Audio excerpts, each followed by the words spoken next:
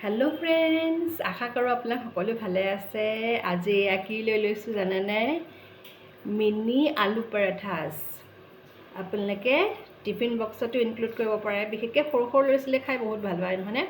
আপোনালোকেও ব্ৰেকফাষ্টত ইনক্লুড কৰিব পাৰে, নহ'লে ইভিনিং টাইমত এনজয় কৰিব পাৰে। মই এতিয়া খাই লৈছোঁ দেই।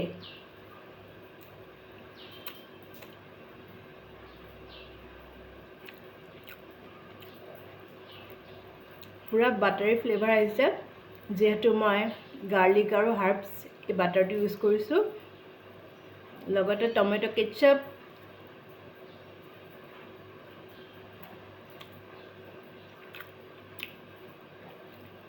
mandatory cup of tea,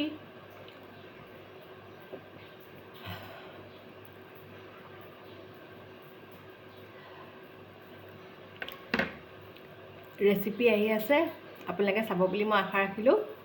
মোৰ ভিডিঅ'ছবিলাকনো কেনেকুৱা লাগিছে কমেণ্ট ছেকশ্যনত জনাব। ইতিমধ্যে যদি আপোনালোকে মোৰ চেনেলটো ছাবস্ক্ৰাইব ফ'ল' কৰি দিয়া নাই, প্লিজ ফ'ল' কৰিব আৰু ছাবস্ক্ৰাইব কৰি দিব। আলুকেইটা টুকুৰা টুকুৰকৈ বইল কৰি ল'লোঁ। এতিয়া মই অকণমান ঠাণ্ডা পানীত তিয়াই থৈ দিছোঁ, নহ'লে অকণমান ঠাণ্ডা হ'বলৈ কাৰণে থৈ দিলেও হয়। যিহেতু মোৰ অকণমান লৰালৰি হৈছিলে, গতিকে মই অকণমান ঠাণ্ডা পানীত এনেকৈ থৈ দিছোঁ।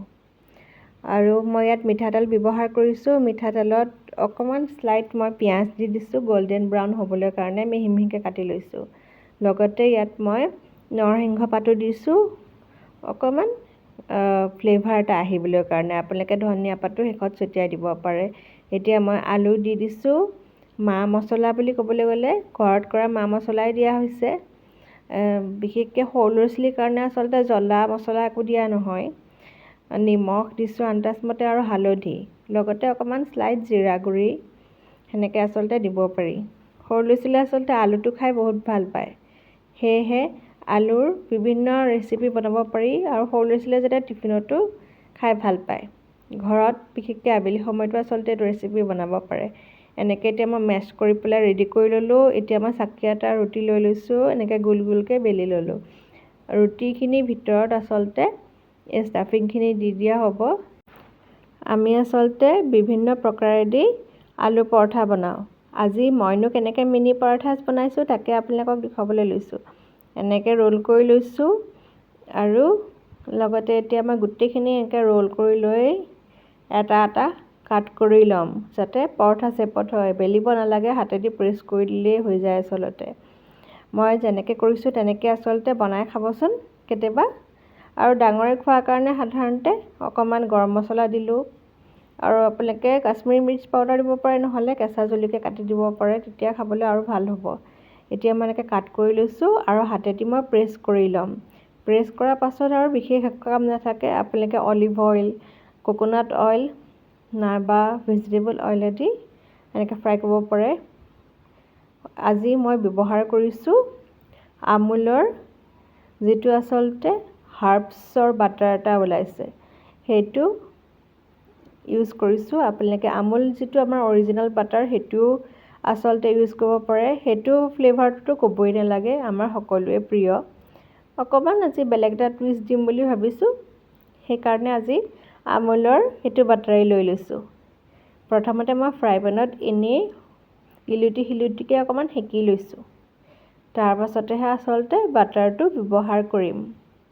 আপোনালোকে পিছে ঘিউ ব্যৱহাৰ কৰিব পাৰে, ঘি ব্যৱহাৰ কৰিও আচলতে বহুত ভাল লাগে।